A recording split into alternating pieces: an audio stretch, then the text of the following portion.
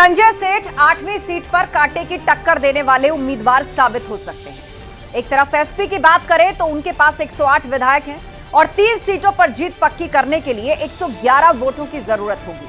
उधर पल्लवी पटेल पहले इनकार कर चुकी हैं, तो एसपी की मुश्किल बढ़ना तय माना जा रहा है। वहीं एसपी के एक विधायक इरफान सोलंकी जेल में हैं, तो उनके वोट पर भी संशय होगा और क्रॉस वोटिंग का खतरा भी एसपी को परेशान करेगा। जयंत चौधरी पहले ही बीजेपी के खेमे में जा चुके हैं, तो गृह क्लेश के बीच तीसरी सीट कैसे निकालेंगे अखिलेश, इस पर खास गेस्ट पैनल के साथ होगी डिबेट। लेकिन पहले ये रिपोर्ट।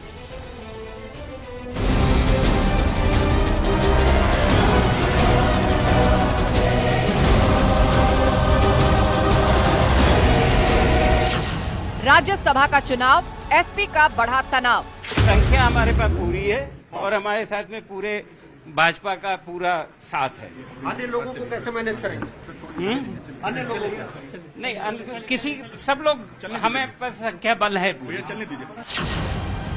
बीजेपी का नंबर गेम, फंस गए अखिलेश।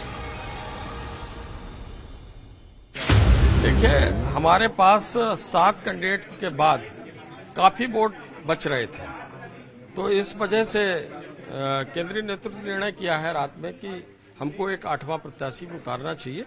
और मुझको लगता है कि जिस तरह से जो अंकगणित हमारा कहता है, हमारे पास पूरे वोट हैं और हम सभी वोटों को बिना किसी गलती के साथ अगर डलवाने में सफल हुए तो निश्चित रूप से हमारी जीत होगी।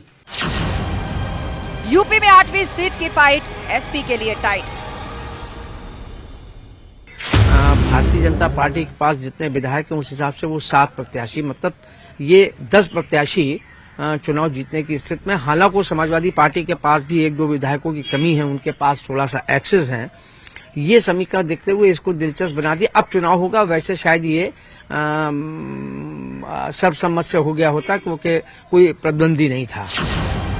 घर में क्लेश, तीसरी सीट कैसे बचाएंगे अखिलेश। आंकड़े जो गवाही दे रहे हैं उसमें कहीं ना कहीं से समाजवादी पार्टी और भारतीय जनता पार्टी के सामने एक रोचक चुनाव सामने होगा।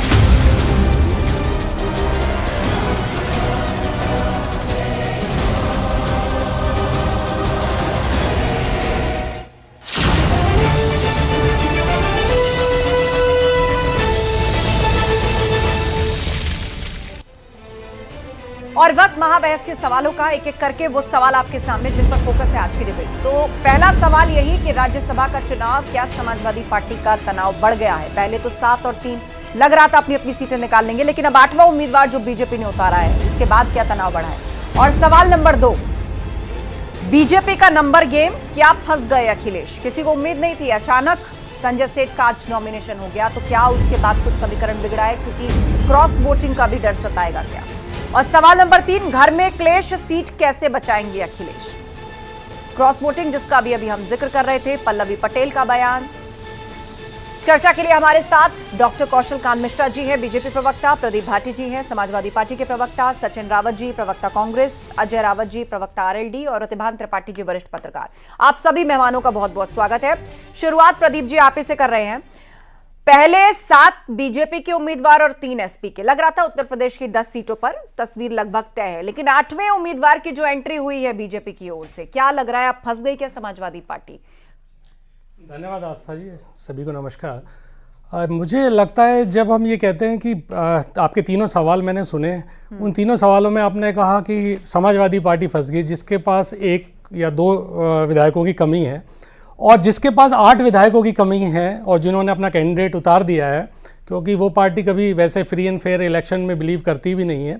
आज माननीय सुप्रीम कोर्ट का भी एक आदेश आया है जिसमें चुनाव को लेकर और चुनाव में भ्रष्टाचार को लेकर और बंदर बाट जिस तरह से चुनाव में इलेक्शन में जो आपने एक इलेक्ट्रल बॉन्ड की बात पे एक जो जजमेंट आया है माननीय उच्चतम न्यायालय का, उससे साफ जाहिर होता है ये लोगों को खास दिलचस्पी है नहीं इलेक्शंस फेयर इलेक्शन कराने में। इनका हमेशा ये मतलब रहता है और हमें और आपको ये फंसाए रखना चाहते हैं, क्योंकि अभी अगर ये बात करेंगे, इलेक्शन पास में आ रहे हैं, महंगाई पे बात करेंगे, भ्रष्टाचार पे बात करेंगे, बेरोजगारी पे बात करेंगे, तो फंस जाएंगे।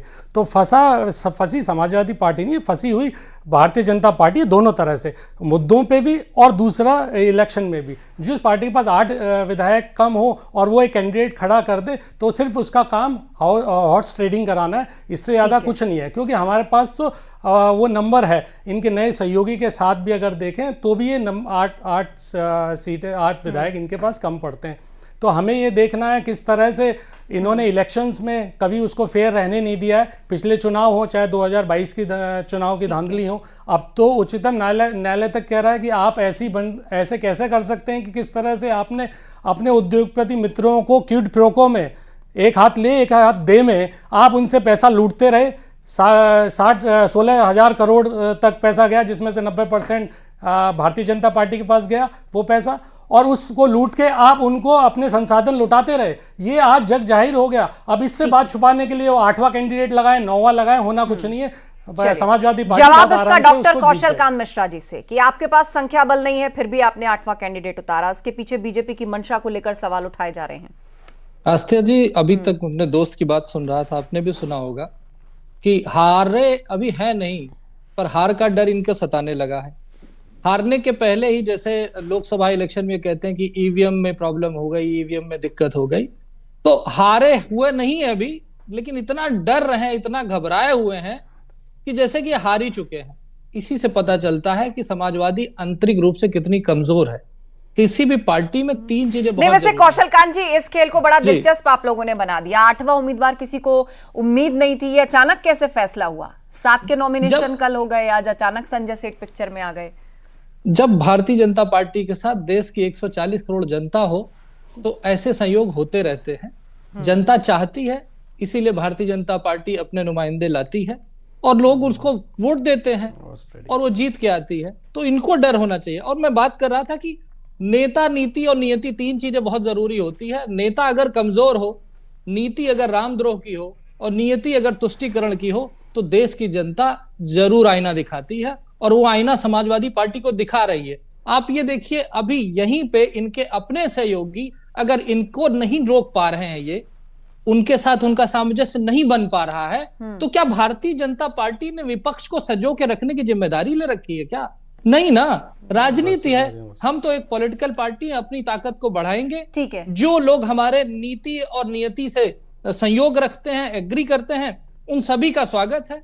हमारे प्रवक्ता बंधु हैं, वो भी अगर एग्री करें तो उनका भी स्वागत है। इसमें क्या बुरी बात है? इस वक्त संख्या बल का समीकरण हम अपनी स्क्रीन के नीचे चला रहे हैं, तो हमारे दर्शक जो देख रहे हैं कि BJP plus RLD 9, Jayant Chaudhary कह चुके हैं कि एनडीए को सहयोग करिए, निषाद पार्टी 6, कुल 286, और एसपी प्लस पर भी नजर डाले। 1 मिनट कौशल जी, मैं रिपीट कर दूं ये पूरा डेटा। एसपी 108, कांग्रेस 2 और कुल 110। अगर कांग्रेस सहयोग करती है तो, बसपा भी अगर पिक्चर में आती है और सहयोग करती है तो क्या 3 में से 3 का आंकड़ा पूरा कर सकती है समाजवादी पार्टी? इसके बाद अदर्स, बीएसपी 1, जेडीएल 2 और कुल 3। तो ये संख्या बल का फिलहाल समीकरण है, जिसे लेकर समाजवादी पार्टी भी कह रही है कि नहीं, हमें कोई कमी नहीं है, हम संख्या बल पर फिट बैठते हैं। दूसरी तरफ बीजेपी है जो कह रही है कि हार का डर सता रहा है। एक एक करके सबसे रिएक्शन लेते हैं। अजय रावत जी हमारे बीच में है, प्रवक्ता आरएलडी। अजय रावत जी, आरएलडी ने तो फैसला कर लिया है, जयंत चौधरी ने सभी विधायकों को बोल दिया है कि भाई बीजेपी के उम्मीदवार है, एनडीए के उम्मीदवारों को जिताना है। तो लेकिन अब 8वें उम्मीदवार के पिक्चर में आ जाने के बाद समाजवादी पार्टी का यह कहना कि अब भी हमारे पास संख्या बल पूरा है, क्या इस संख्या के समीकरण को बिगाड़ा है इस 8वें उम्मीदवार की एंट्री ने? देखिए, सबसे पहले मैं आपको स्पष्ट कर दूं कि समाजवादी पार्टी हमेशा से ही अति आत्मविश्वास में रही है, और आज भी इनको लगता है कि जब इनको पूरे आंकड़े भी नहीं है इनके पास तीसरे प्रत्याशी के लिए, तो भी ये कह रहे हैं कि हम ये चुनाव नहीं होना चाहिए तीसरे प्रत्याशी के लिए। 8वां प्रत्याशी जो एनडीए की तरफ से उतारा गया है बीजेपी की तरफ से, तो ये तो जाहिर है कि जब आपके पास आंकड़े होंगे नहीं तो चुनाव तो होना संभव है, और 8वां प्रत्याशी नॉमिनेशन करेगा।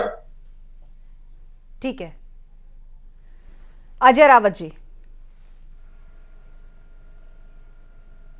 लग रहा है डिस्कनेक्ट हो गए, उनको शायद ऑडियो में कुछ प्रॉब्लम है। सचिन जी, रावत, जी। ठीक है, सचिन रावत जी हमारे बीच में है कांग्रेस से। सचिन जी, अब समाजवादी पार्टी संख्या बल के हिसाब से अगर किसी मुसीबत में फंसती है तो क्या कांग्रेस का साथ मिलेगा?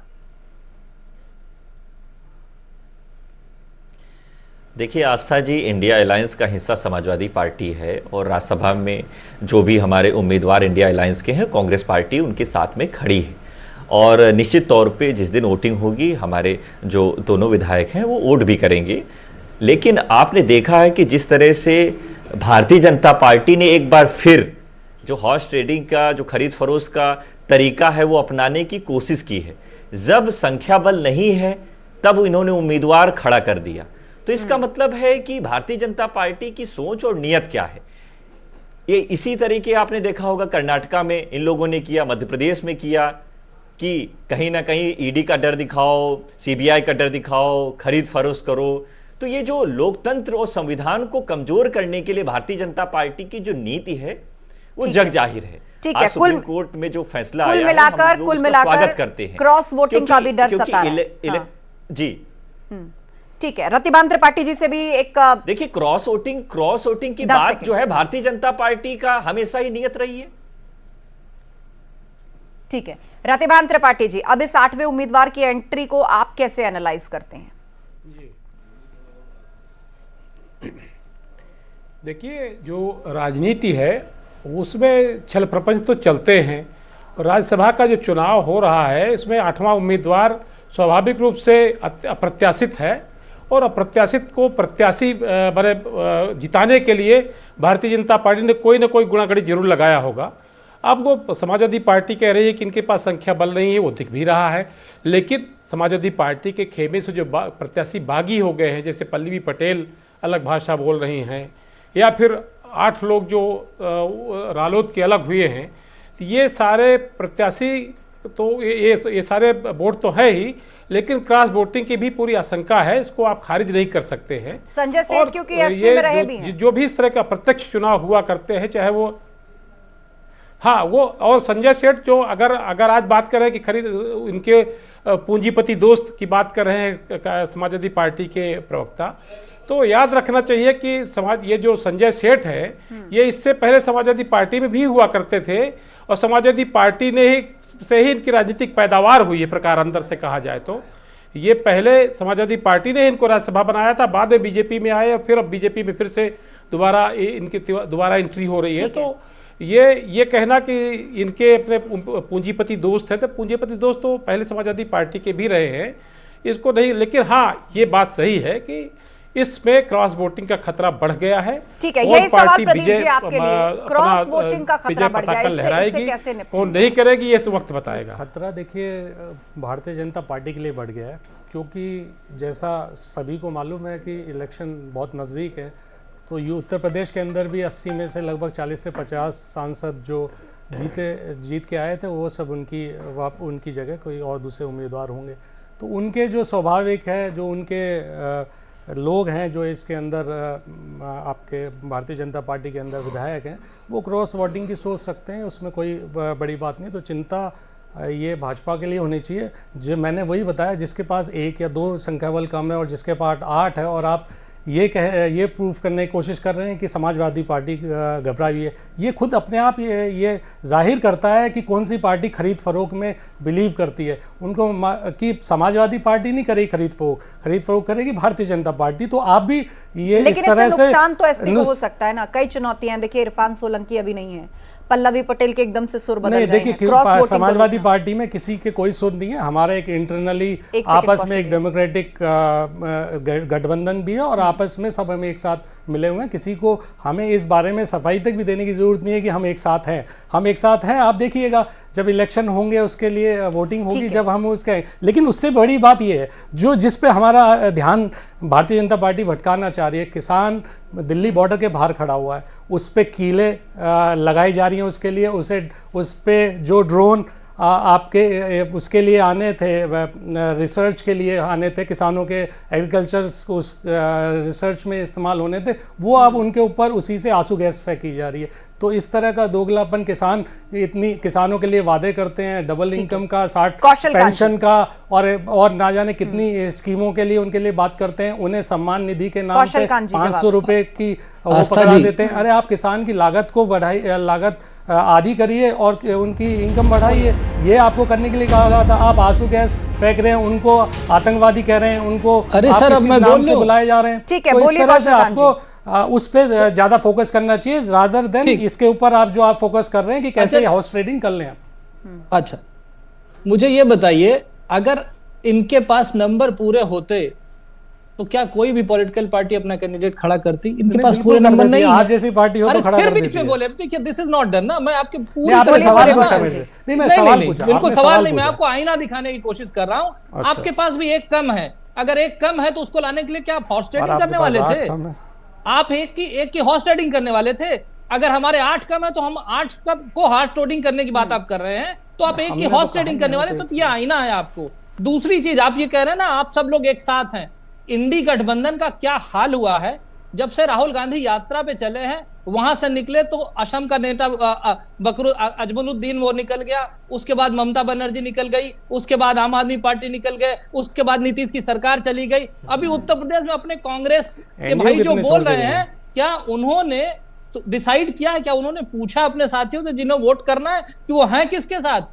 भारतीय जनता पार्टी का जन सलाब ऐसा है, उसका भविष्य ऐसा है कि सारे लोग अपने आप को छोड़ करके भारतीय जनता पार्टी में शामिल होना चाहते हैं, भारतीय जनता पार्टी की विचारधारा में विश्वास करना चाहते हैं, इस वजह से आ रहे हैं। ठीक है कौशल जी, आपने INDI का जिक्र किया, INDI का जिक्र किया। प्रदीप जी, इस पर आपका रिएक्शन कि क्या ये राज्यसभा चुनाव उत्तर प्रदेश के अंदर अब जो सहयोगी आपके बचे हैं, अब उसको आप INDI ये कह लीजिए या जो आप छोड़ के जा रहे हैं और आ रहे हैं, उनका भी टेस्ट है। कौन आ रहे हैं? अजीत पवार जी आ रहे हैं, जिन पे इन्होंने ईडी डाली है, सब जिनको ये भ्रष्टाचारी बुला के आ रहे थे, वो सब वापस इनके पास आ रहे हैं। एनडीए में खुद 22 दल, इनको जब से एनडीए फॉर्म हुआ है 22 दल इनको छोड़ के जा चुके हैं। अब कौशल जी आप बीच में बेचैन हो रहे हैं। अब मेरा एक जवाब तो सुन लीजिए, आपने जो सवाल थे रेज कर लिए, मैं उसका जवाब दे देता हूँ। देखिए, जब इंडिया गठबंधन को लेके कौशल जी सुन लीजिए, थोड़ा सा जवाब सुन लीजिए। आपने बोल दिया था, जब मैंने बीच में नहीं डिस्टर्ब किया आपको, आप इंडिया गठबंधन को लेके इतना परेशान है, इतने खौफ में आ रखे हैं कि आप रोज उसके बारे में बात करते हैं। आप मुद्दों पे आइए, जिस मुद्दों के लिए जनता ने आपको चुन के भेजा है। 2022 में आपको 40 ऐसे मुद्दे थे, जिनको बड़े मुद्दे थे, जिनको आपको पूरा करना था। आपने उनमें से एक भी वादा पूरा नहीं किया। आप उस पर जनता को जवाब दीजिए। इसकी बजाय आप ये जो बात घुमाने की कोशिश करते हैं कि इंडिया गठबंधन के साथ कितने लोग हैं, आपके पास से 22 लोग छोड़ के गए, इसमें कोई नई बात नहीं है। और देखिए, आपके पास सरकार नहीं बनती और उत्तर प्रदेश में देखिए, उत्तर आपका सिर्फ मोटिव वही रहता है कि सरकार बनाना। आपका मोटिव ये नहीं रहता है कि जनता को कैसे लाभ पहुंचाया जाए, कैसे जनता त्रस्त है। आप 80 करोड़ लोगों को दाने दाने के लिए मोहताज करा रखा है आपने, और उसके बाद आप ये उम्मीद करते हैं कि देश बहुत अच्छी तरक्की कर रहा है, देश विश्व गुरु बन गया है। आप इस तरह की अगर बातें करते हैं तो आप पे जनता खुद हंसती है। आपको जनता खुद अपने तराजू पे तोल के देखती है कि किस तरह से आप बातें बड़ी बड़ी करते हैं और उस तरह से देश को चला उसके विपरीत दिशा में रहे। आपकी सब चीजें उत्तर प्रदेश के अंदर हो, एक सेकंड, आप दोनों को रोकना चाहूंगी, आप दोनों को रोकना चाहूंगी। अब INDI का जिक्र चला है, ठीक है कौशल जी, शांत हो जाइए। राम मंदिर बना है, ठीक है कौशल जी, अभी बहुत चुनावी मंच मिलेंगे आपको, ये सारी बातें एक एक करके आप लोग रखेंगे। सचिन रावत जी, अब INDI का जिक्र चला है तो आज नेशनल कॉन्फ्रेंस भी अलग हो गई। ममता बनर्जी पहले ही अलग हो चुकी हैं, आपसे आपका कोई आम आदमी पार्टी का से पंजाब से आपका कोई समीकरण नहीं बना, इधर RLD चली गई। तो अब बताइए कि आप जो 26-28 लोगों का समूह लेकर चले थे, अभी उसका कोई मोटा मोटी लिस्ट बनाई, कितने लोग रह गए आपके साथ? देखिए आस्था जी, सबसे पहले तो मैं, जो हमारे कौशल कांत मिश्रा जी हैं, वो प्रोफेसर भी हैं शायद, और मैं उनसे ये भी पूछना चाहता हूँ कि असम में जो बदरुद्दीन का नाम इन्होंने लिया है, क्या वो इंडिया अलायंस का हिस्सा थे? नहीं थे।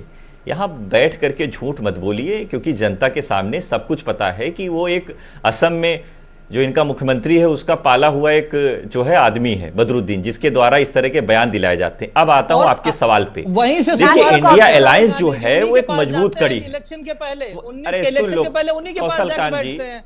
वहीं से मेरी शुरुआत बात सुन करें। लीजिए, पहले मेरी बात सुन लीजिए। बोले सचिन जी। अरे भैया मेरी बात सुनिए कौशल जी। देखिए, इंडिया अलायंस जो है वो बहुत ही मजबूत कड़ी है, और मजबूत कड़ी ही जो संविधान मैंने बचाने पूछा के, कितने रह लोकतंत्र गए बचाने के सचिन लिए, जी, देश आप कह को रहे हैं बचाने मजबूत के कड़ी लिए है, उस लिस्ट में अब कहीं ना कितने कहीं- रह गए? हाँ, मुख्य मैं पार्टियां, उस पर भी आ रहा हूं, जिन पार्टियों का जिक्र होता था कि पीएम कैंडिडेट कौन होगा, उनके नेता उन पार्टियों से ताल्लुक रखते थे, वो तो अब सभी अलग अलग हो गई। देखिए आस्था जी, बहुत ही स्पष्ट है कि जितनी कमजोर कड़ियां थी वो कहीं ना कहीं ईडी के डर से, अपने स्वार्थ की राजनीति के लिए आयाराम गयाराम वाले नेता, जिन्होंने कभी ये कहा कि हम एक चौमन्नी तो नहीं कि जो पलट सकते हैं, हो सकता वो भी लोग पलट गए सत्ता के लालच में। तो ये तो इतिहास रहा है कि सत्ता के लालच वाले जो नेता होते हैं वो कभी अपने स्वाभिमान के साथ नहीं होते हैं, लेकिन जनता के बीच उनको भी जाना होता है। जनता के सामने, जनता को फेस उनको भी करना पड़ता है और जनता के सामने एक्सपोज हो जाते हैं। अब मैं आता हूं जो कौशलकांत मिश्रा जी की बात है। देखिए क्या है, इंडिया अलायंस में आदरणीय श्री राहुल गांधी जी मजबूती से भारतीय जनता पार्टी की नीतियों के खिलाफ लड़ाई लड़ रहे हैं, और ये आयाराम गयाराम वाले नेता आज के नहीं, इनका इतिहास रहा है। ये कहीं ना कहीं स्वार्थ के लिए, अपना घर बचाने के लिए सीबीआई से, ईडी से ये लोग डर जाते हैं। ठीक है कौशलकांत जी, कौशलकांत जी की बात, अब आईएनडीआईए का जितना बिखराव है वो सब ईडी के नाम लग रहा है, करने वाले आपके नेता नाम, हैं, CBI। वो हमारे नीतीश साथ जी की रहेंगे। कल्पना ठीक है, थी सचिन जी, इंडी बोलिए, गठबंधन, आप कौशल जी। उनकी बात कर रहे हैं। राहुल गांधी उनके सामने बच्चे हैं। अगर हम ममता दी की बात करते हैं तो राहुल गांधी को देखिए कहां पे इस पॉलिटिकल स्ट्रक्चर है, और ममता बनर्जी का स्ट्रक्चर देखिए। मैं अभी सिर्फ राजनीतिक की बात कर रहा हूं। अगर फारूक अब्दुल्ला की बात करें तो फारूक अब्दुल्ला की गोद में राहुल गांधी खेले होंगे, ठीक है, और आप उनके पॉलिटिकल केस की बात कर रहे हैं। इतने बड़े बड़े नेताओं की बात कर रहे हैं और आप ये कह रहे हैं कि गठबंधन बहुत लास्ट 2 मिनट है। सवाल पूछता हूं, एक अकेला सब पे भारी, फिर भी आपने 38 दलों के साथ संगठन, आपने गठबंधन किया हुआ है, उस पर भी कुछ जवाब दे दीजिए जी। एक अकेला सब पे भारी को 38 दलों के साथ गठबंधन करना पड़ा, और उसके बाद फिर आप इंडिया गठबंधन में से तोड़ के लाने पड़ रहे हैं। तो लोकतंत्र की आपको तो खुद पता है कि आपकी हालत पतली हो चुकी है उत्तर प्रदेश और देश में। तो आप चाह रहे हैं कि जैसे भी कैसे ना कैसे कोई ना कोई आपके साथ जुड़ जाए, और आप बुलाते रहिए और डर दिखाते रहिए, कुछ लोग आ भी जाएंगे, लेकिन फिर भी जनता ने अपना मन बना लिया। जनता जानती है कि जिन मुद्दों के लिए आपको चुना गया था, आपको तोड़ने के लिए और ईडी भेजने के लिए नहीं चुना गया था। आपको कुछ मुद्दे दिए थे जनता ने, आपने कुछ वादे किए थे, उन वादों पे तो आज बात करिए। अब आप कहिए बहुत हुई महंगाई की बात नहीं करते आप उसके ऊपर। बहुत हुआ भ्रष्टाचार आपने बढ़ा के रख दिया, सुप्रीम कोर्ट कह रहा है उस बात को, और आप बात दूसरों के दलों को नहीं कर रहे हैं। कब राहुल गांधी चले जाएंगे, कब प्रियंका जी जाएंगे, इसका भी पता नहीं है। डूबते जहाज के ऊपर कोई सवारी नहीं करता कि मोदी जी ने क्यों कहा था कि डूबता जहाज है, पहले उसकी चिंता कीजिए। भारतीय जनता पार्टी जिस तरीके से उत्तर प्रदेश और देश को 5वीं इकॉनमी से तीसरी इकॉनमी की तरफ, एक सेकंड देखिए, मेरे पास लास्ट 1.5 मिनट है, क्लैरिटी से सबकी बात आ जाए। लास्ट 1.5 मिनट है मेरे पास। सचिन जी, कौशल जी 10 सेकंड खत्म करिए, 10 सेकंड खत्म करिए कौशल जी। आस्था जी, सिर्फ ये कहना चाहता हूं, 140 करोड़ की जनता के लिए जब घर मिलता है, राशन मिलता है, हेल्थ की सुविधाएं मिलती है, गैस का कनेक्शन मिलता है, पानी मिलता है, सड़क मिलता है, विकास मिलता है, देश की घर की बात कर रहे हैं। उत्तर प्रदेश के अंदर इंडियन पासपोर्ट रखने का जो 2.5 करोड़ की ग्रामीण जनता है, पासपोर्ट रखने का जो स्वाभिमान मिलता है, 32 लाख लोगों को देके विकास होता है, आटे में नमक डाल के ये सोचते हैं कि इसकी पूरी वाहवाही लूट लें, तो वो गलत है।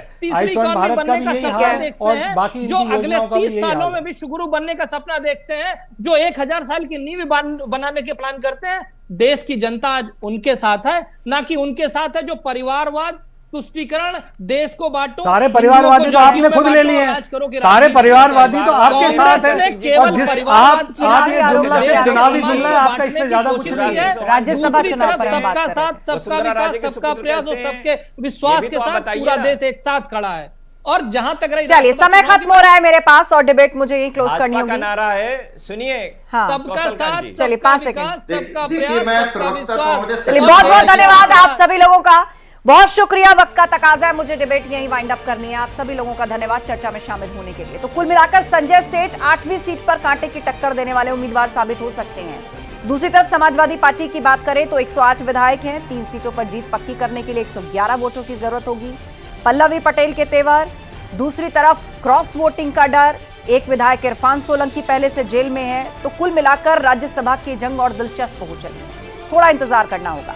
महाबहस में इतना ही। खबरें लगातार जारी हैं, बने रहिए हमारे साथ।